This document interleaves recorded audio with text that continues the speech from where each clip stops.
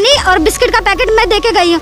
और फिर है ना आज शाम को आए तो हमारे को ये नहीं पता हमारे पापा कहाँ हैं। सुबह से हमारे को ये नहीं पता हमारे पापा। दोस्तों एक बार फिर से स्वागत है आपका प्रजापति न्यूज में। दोस्तों चाइना का माल 4 दिन भी ढंग से नहीं चलता, ये तो हम सभी जानते हैं, लेकिन अब पूरी दुनिया इसकी गवाह है क्योंकि चाइना के ऐसे हालात आ गए हैं कि वहां की लगभग 60% आबादी को कोरोना वायरस होने का खतरा है। और इसीलिए भारत सरकार ने लोगों से ये साफ साफ कह दिया है कि चुपचाप अपना मास्क निकाल कर पहनना शुरू कर दीजिए, वरना दिक्कत आ जाएगी। क्योंकि कोरोना वायरस अभी गया नहीं है बल्कि लौट कर वापस आ रहा है, और वो भी इतने बुरे तरीके से कि आधे से ज्यादा चाइना तो तबाह हो जाएगा। ऐसे में सवाल यह है क्या इसका असर भारत पर भी होगा? क्या भारत में वापस से लाशों के ढेर लग जाएंगे, या फिर भारत सरकार ने इसका पहले ही इंतजाम कर रखा है? आज की इस वीडियो में मैं यानी आपका दोस्त विशाल प्रजापति आपके सभी सवालों के जवाब देने वाला हूँ। बस मेरे साथ वीडियो के बिल्कुल अंत तक बने रहिए।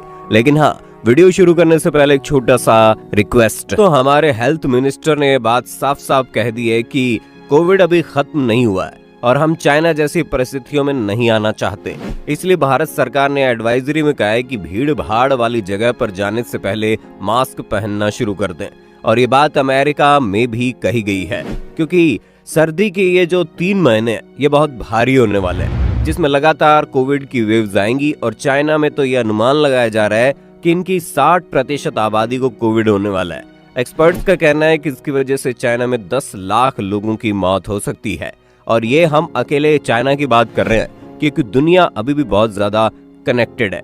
और अगर चाइना की 60% आबादी को कोविड होता है तो इसका बहुत बड़ा असर पूरी दुनिया में पड़ेगा।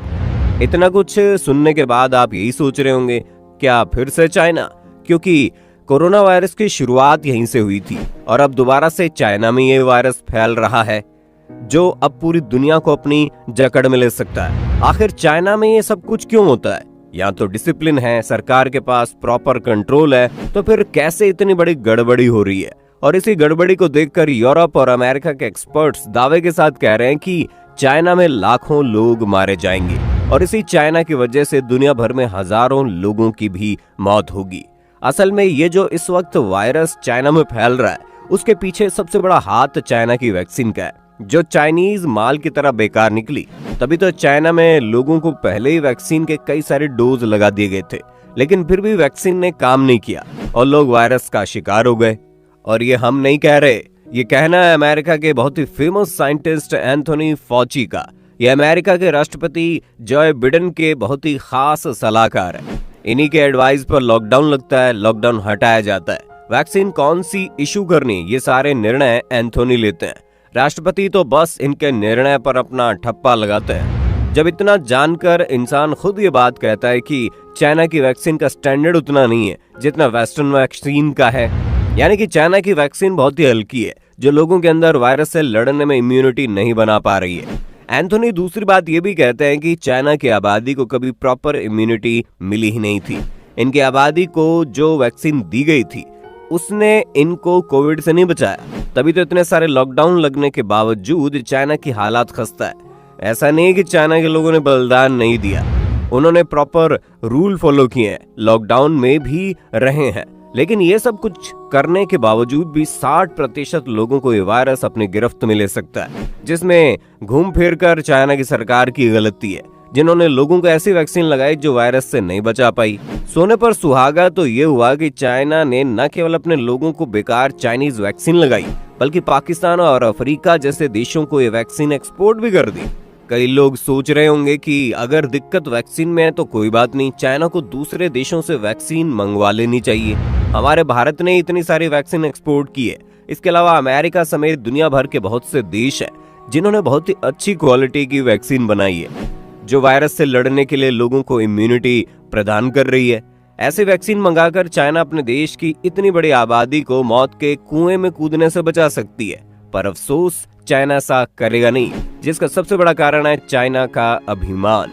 क्योंकि अगर वह दूसरे देश से मंगवाकर अपने देश के लोगों को वैक्सीन लगवाने के लिए कहेगा तो उसकी इज्जत पानी में धुल जाएगी और चाइनीज लोग देश की सरकार पर भरोसा करना ही छोड़ देंगे, क्योंकि ऑलरेडी बहुत से लोग सरकार के खिलाफ प्रोटेस्ट कर रहे हैं। ऐसे में अगर उन्हें ये पता चला कि दिक्कत चाइना की वैक्सीन में है और वो भी और ज्यादा आक्रामक हो जाएंगे, ऊपर से दूसरे देशों के सामने भी चाइना की नाक कट जाएगी। और इन्हीं सब के चक्कर में चाइना की सरकार अपने देश की इतनी बड़ी आबादी की जान खतरे में डाल रही है।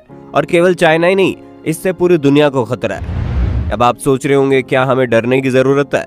तो दोस्तों, अगर आपने वैक्सीन नहीं लगवाई है तब तो आपको डरने की जरूरत है, लेकिन अगर आप वैक्सीन लगवा चुके हैं तो घबराइए मत, क्योंकि एक्सपर्ट्स का कहना है कि भारत की वैक्सीन काफी ज्यादा उपयोगी है और ये वायरस से लड़ने में इम्यूनिटी प्रदान कर रही है। तभी तो यहाँ पर इतने ज्यादा केस देखने को नहीं मिल रहे। और भारत की सरकार ने भी लोगों को पैनिक न करने की सलाह दी है, क्योंकि हमारे यहाँ की वैक्सीन अब तक तो काफी मददगार साबित हुई है। और हम यही उम्मीद करेंगे कि आने वाले मुश्किल समय में भी भारत की स्थिति ठीक बनी रहे और हमें चाइना जैसी परिस्थितियों का सामना न करना पड़े, क्योंकि स्टॉक मार्केट वैसे भी गिरता जा रहा है। और अगर भारत में ऐसा कुछ हो गया तो हालात बद से बदतर हो जाएंगे और देश में रहने वाले हर एक नागरिक को उसका नुकसान उठाना पड़ेगा।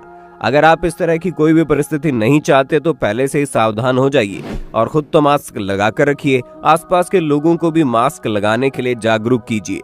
हमारे देश का भविष्य हमारे ही हाथों में है। तो दोस्तों, आज के लिए बस इतना ही। उम्मीद है आपको इस वीडियो से काफी कुछ जानने का मौका मिला होगा।